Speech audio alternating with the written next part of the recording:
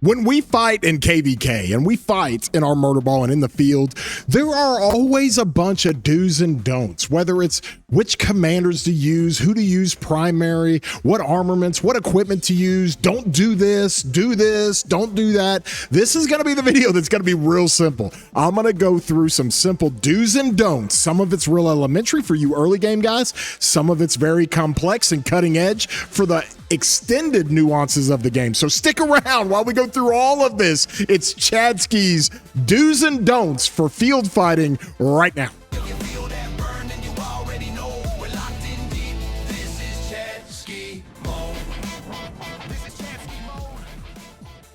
Hey everybody, it's your boy War Daddy Chadsky. I do videos for Rise of Kingdoms constantly, like just about every day. And if you enjoy these videos, as always, throw a thumbs up, give them a like. Helps out the videos a ton, helps out the channel. Also, if you are not subscribed, consider doing so. We're over 80,000 subscribers now, and you can hit that bell for any kind of alerts that I do with content like this. You get those alerts. It's a lot of fun. None of that costs you anything, guys. And so we hope you enjoy this type of content. We're in the middle of our video giveaways for the month of May.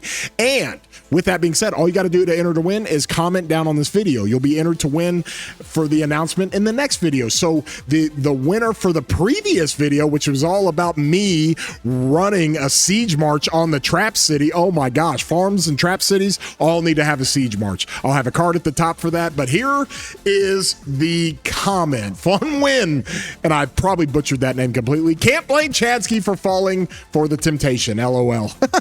It is all about our siege march that we made and what that did. So congratulations, my guy. You win the $10 flux. Hit me up on Discord. We'll get that taken care of for you. So with that, we wanted to get into this a little bit, and we wanted to talk about a list of do's and don'ts when it comes to field fighting. And it's all kinds of stuff, guys. It encompasses marches to run, commanders to stay away from, armaments to use, inscriptions to use, equipment to use, what kind of runes you want to get, all that stuff. So I'm going to make this real simple and easy, and we're going to go through it. First and foremost, do's and don'ts in the field. We'll go through all the do's, right? Things you want to do. And the first thing that we've got is real simple. Always run the support commander primary. Okay, this has to do, and let me just move this over just a little bit. This has to do with the support commanders that are now in the game. And the reason why, there are a few support commanders in the game. Okay, Philip's one, but he's leadership. And typically if you're running him primary, you're always running him primary with the leadership gear. But you also have commanders like, let me see here. We've got them like Herman. All right, Herman is going to be coming into the game more and more applications because we're getting ready to get the new Archer commanders, and Herman's going to be a great fit for that. But you always want to run Herman, and that's because of the support tree. Guys, the support tree is broken. They added combo and smite damage mitigations to this one right here, this talent, the loose formation, and the emergency protection. It makes support commanders with the support tree much better, much more tanky. And you always want to run those commanders primary. If you're running Ragnar with CPO, I don't advise it, but if you are, you want to run CPO primary. Okay, if you're running Luce with CPO, which is really common, you want to run CPO primary. CPO has the support tree. If you're running calves on the skill damage and you're running like a Joan, and the best skill damage Cavs March right now is a Joan with Arthur. And the reason why you want Joan primary, because she's got, guess what? The support tree. And that's what makes it really good. And so that is like the first, hey, make sure you're doing this when it comes to Rise of Kingdoms and your do's and don'ts, right? And so with that, we'll go into the next one. All right.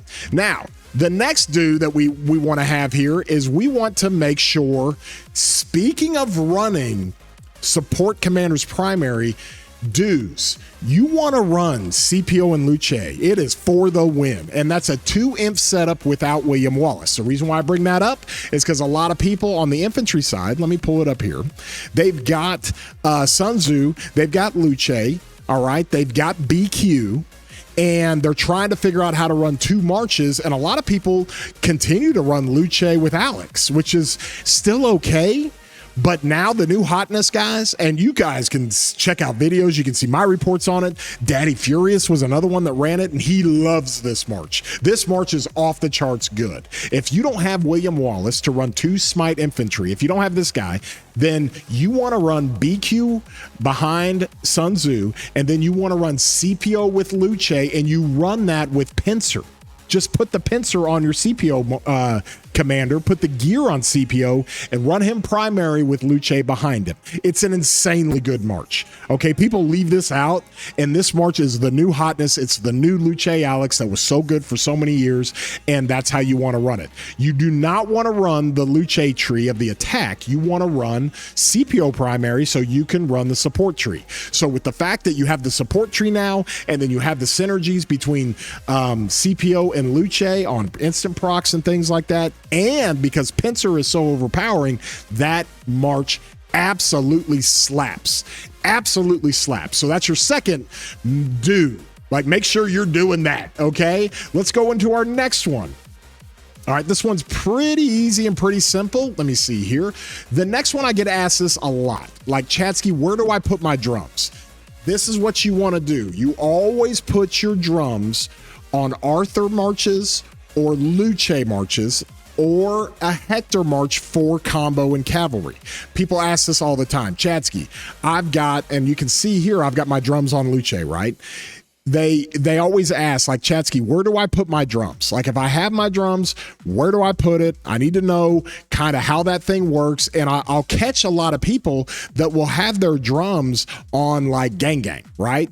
They'll be putting their drums on Gang Gang, and I'm just like, because I've got, let me see, I've got a crit drums here for cavalry. They'll put it on Gang Gang, and I'm like, it is so much more effective with Arthur. And the reason why it's so much more effective with Arthur is because Arthur, as a combo commander that's primary, he does instant procs, and the instant procs are combo, and combo enhances the amount of procs, or the amount of times that you can fire off those drums. Now, of course, as we all know, the drums are a mechanic enhancer for rage in the game, and you're helping out all of your marches, okay? So the TLDR to that is that if you've got drums for cavalry, or if you've got drums you want to run Arthur primary, put the drums with him.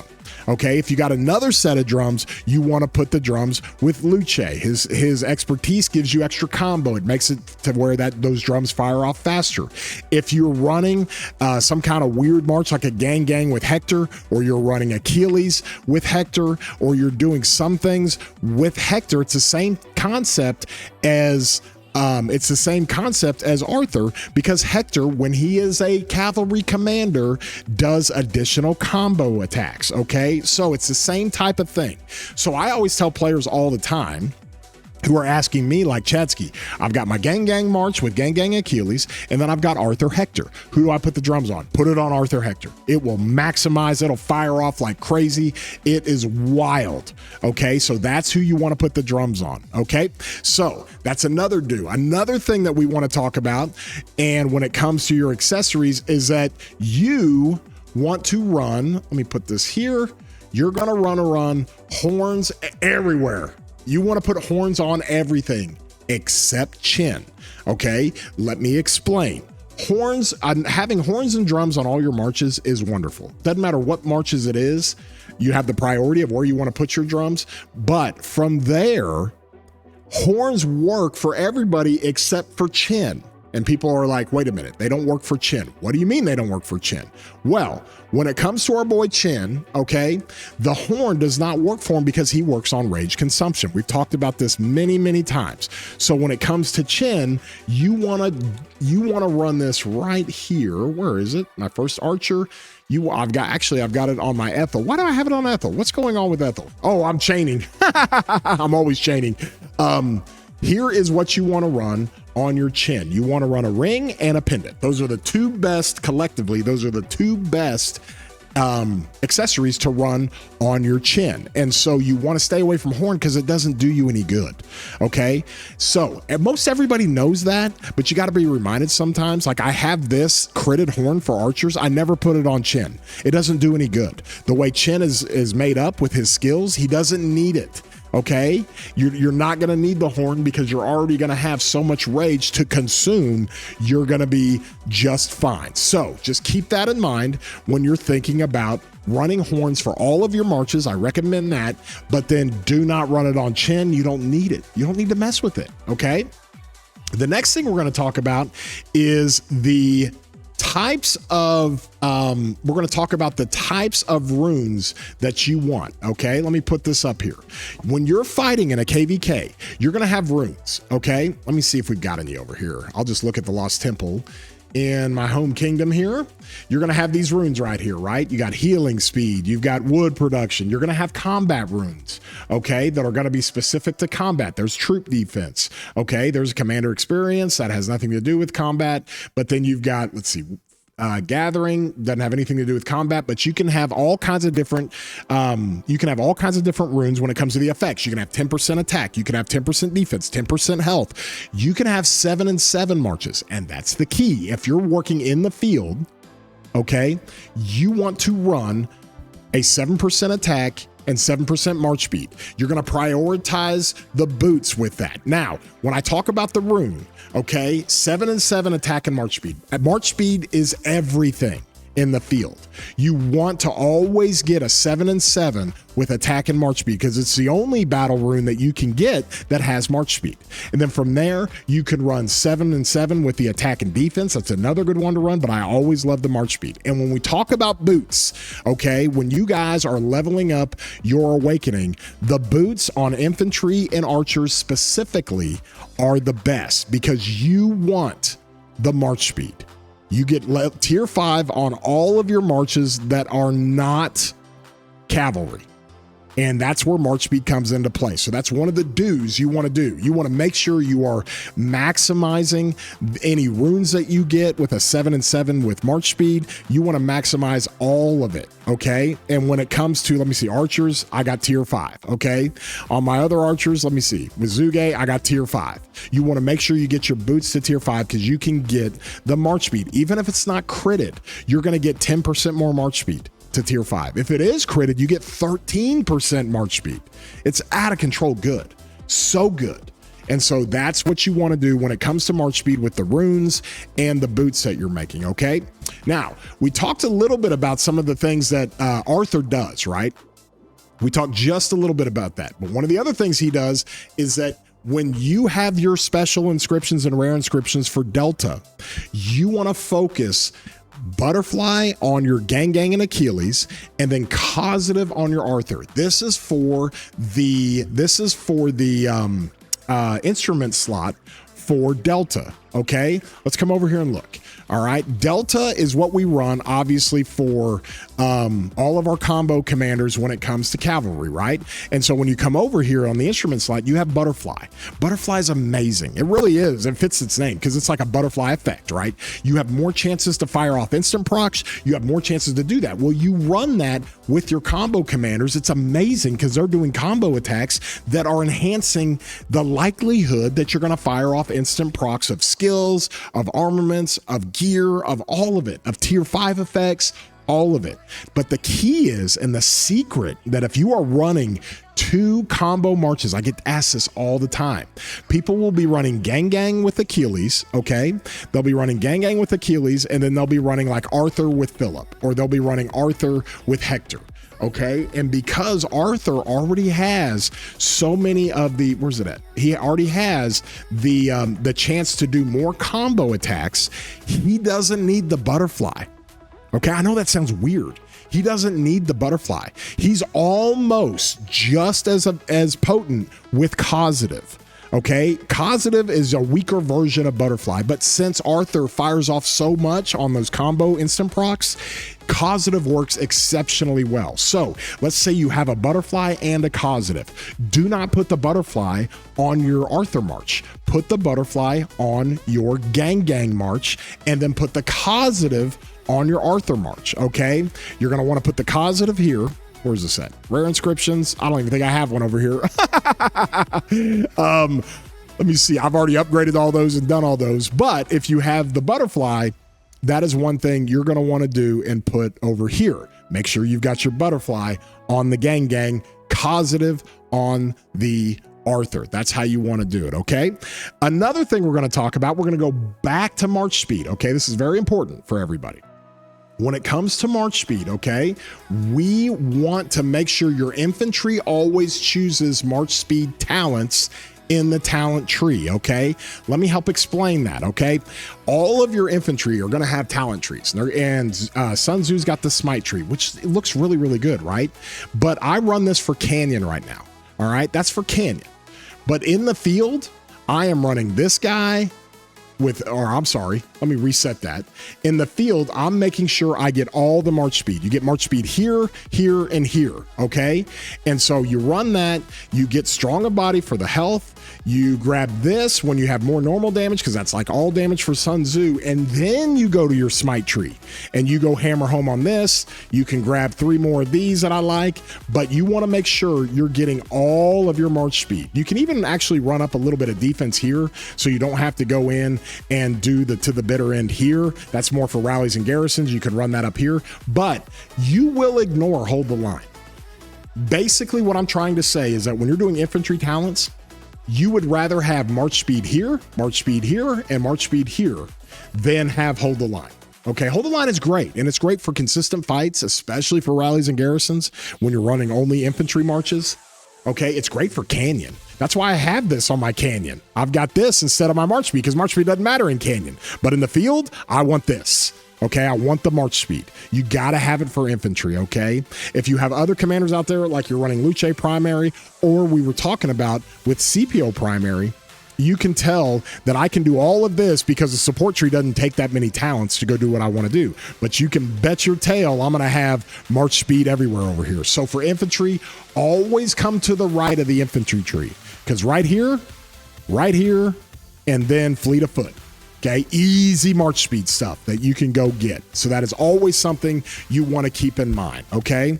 Also, to go along with that, now this is very important as well, because we're going to stick to March speed. That's like the theme of this video, okay? When it comes to other dues you want to have, March speed on armaments, okay, especially for archers and infantry. Let me explain, okay? I'm going to take this thing off, and I'm going to show you guys something when it comes to some of the armaments that you have, all right? These armaments that we have up here, okay, when it comes to, let me show you something here. We're going to transmute. If you look here, this does not give March speed. Okay, this is not the armament slot that gives March speed, okay? You come over here and you look, this does not give March speed. You get March speed in place of attack stats from the emblem and from the flag, okay? And here's what I mean.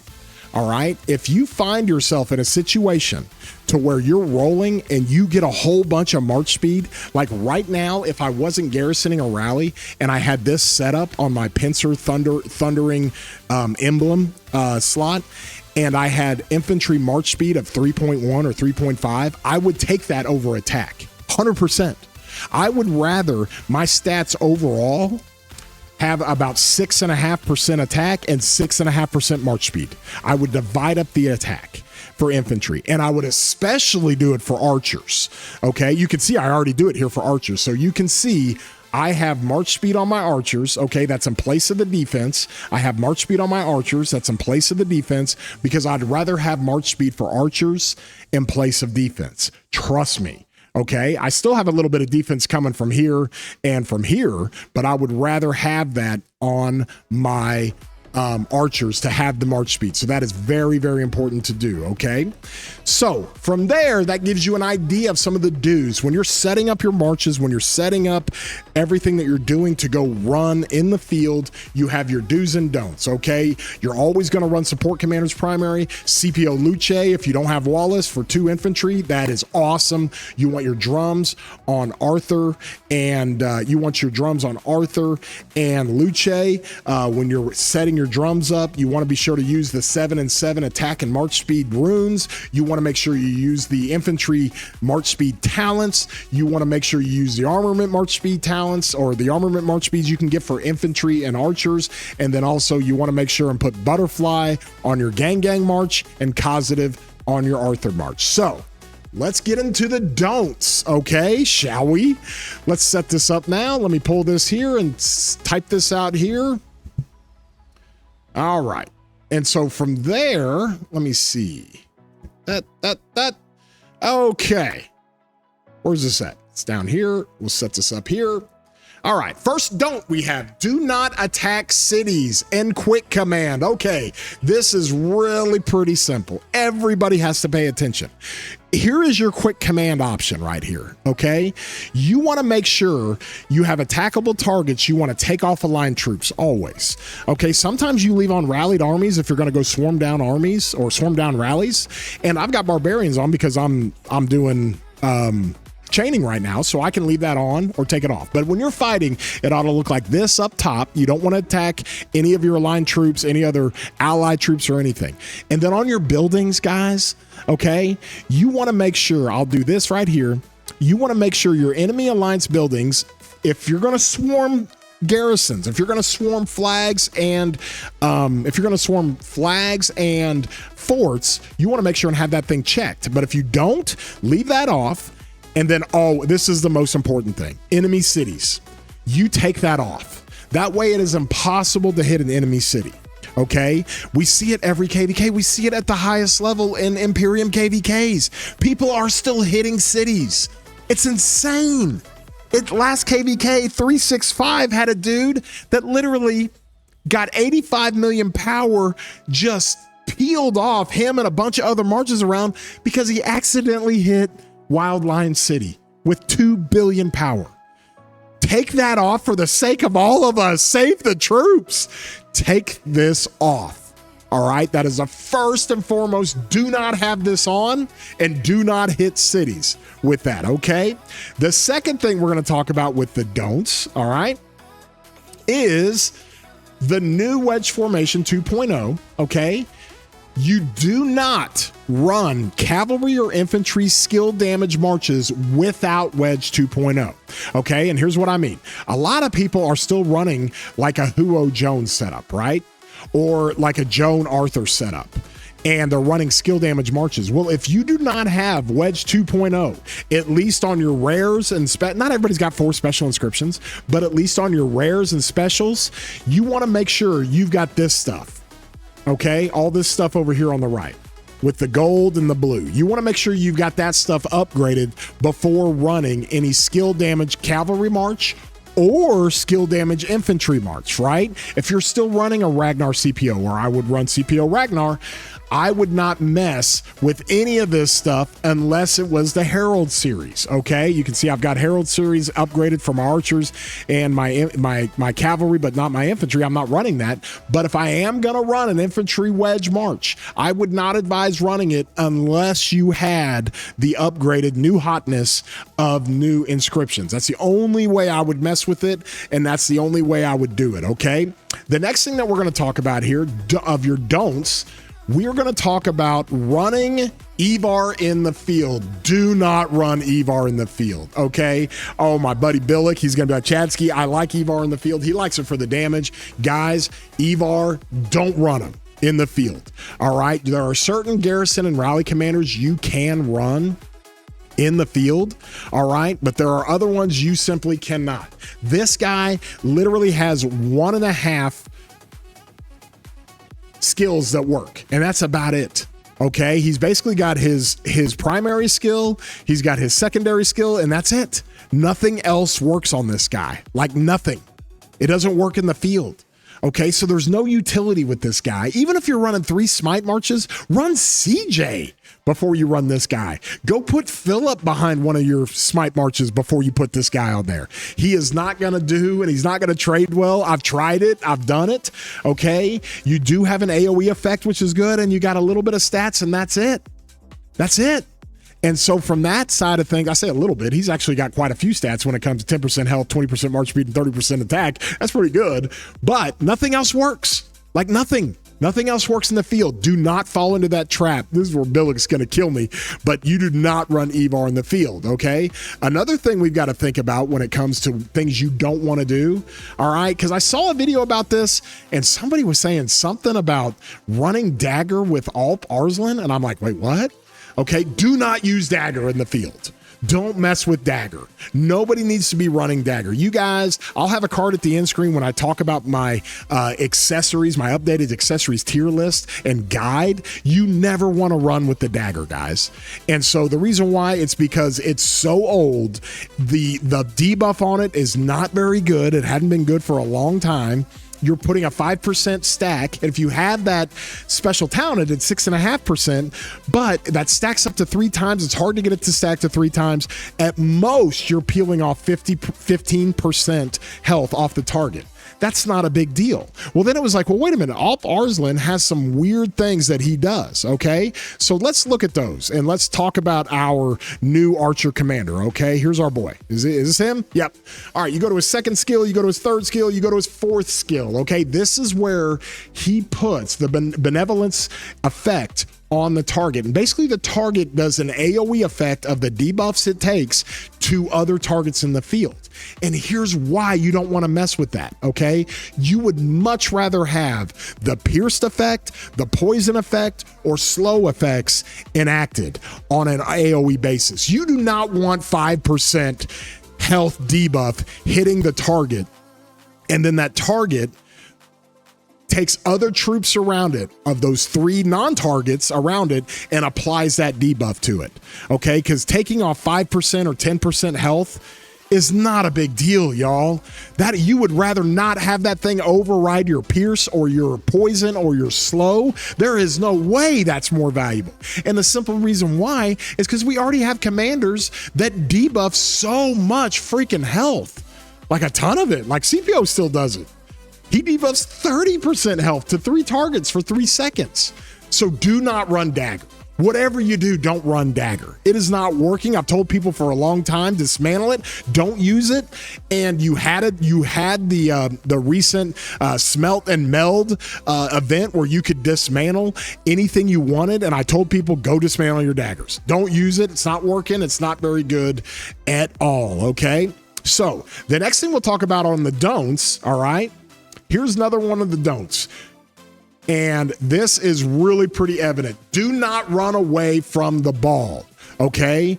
Do not run away from the ball. Let me pull this up here, and I'm going to show you guys. I think this was at 122, 123, around there. Here we are fighting in the ball, and if you guys decide that you're going to go, let me see. Set this up here, set it up here.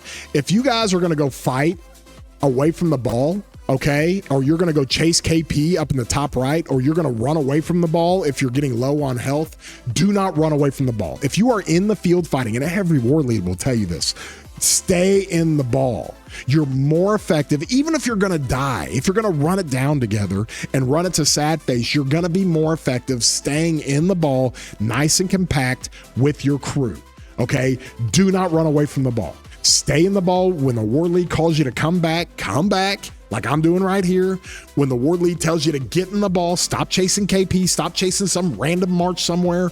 That is what we're talking about. So that is a do's and don'ts. Do not run away from the ball, okay? Another do and don't that we talk about in the field, and this one's very near and dear to my heart because I do a ton of swarming, okay? You do not ever want to swarm with Arthur or Philip, okay? Either you're running an Arthur Philip march together or independently. And let me explain, okay? Arthur is not made to hit anything in a garrison. He's just not. Even as a secondary commander, he's not, okay? And when you're in this situation, you're just not doing very much. You got to be a field troop to get this to fire off, okay? You got to be able to use these skills the best way you can. He just is not going to get you very good swarming reports. Arthur never has. Philip's the same way. He's a buffing commander and a debuffing commander. He does not do good swarming any kind of structure. So I ran Philip with BQ all the time.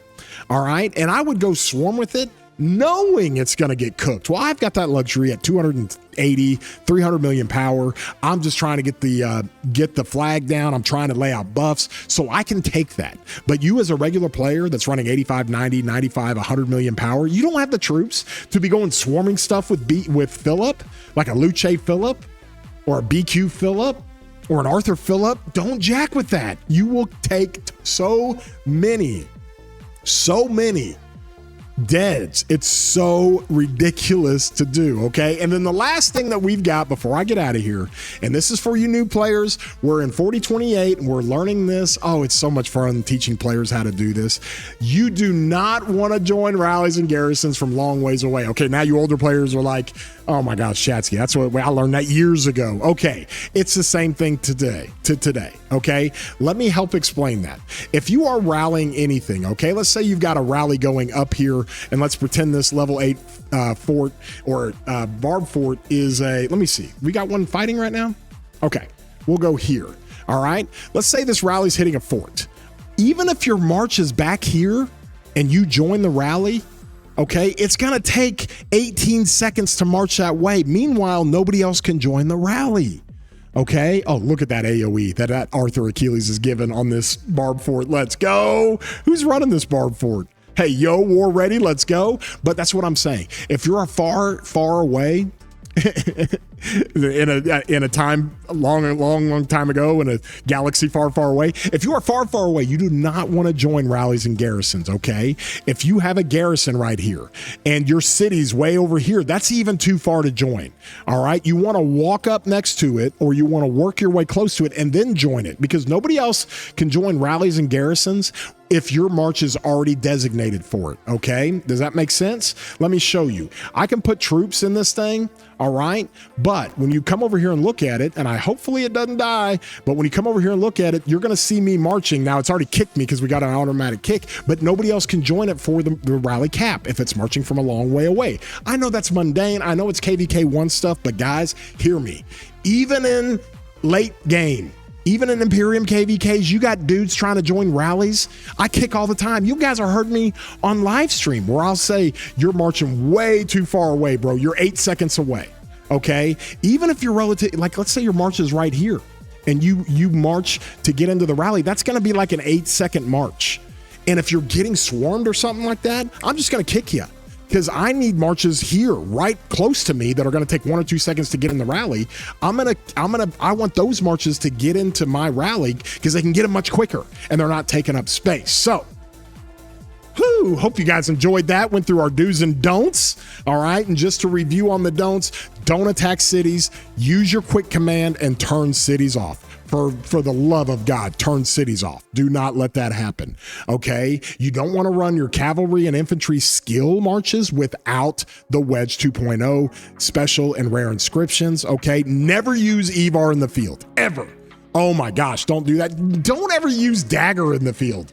And don't ever let anybody tell you that they found something to where the debuffing of malevolence works and it's good to use a dagger with it. No.